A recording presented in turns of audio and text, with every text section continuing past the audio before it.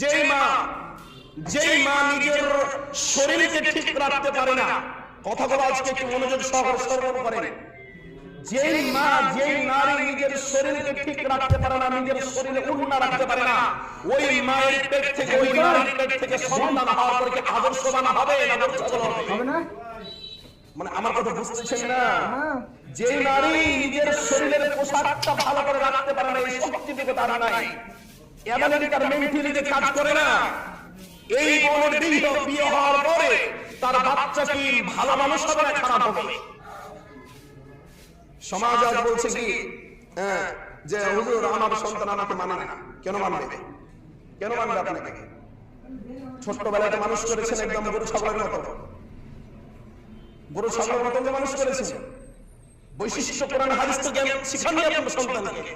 আদর করতে করতে বাড়িতে একদম জামাই আদর করে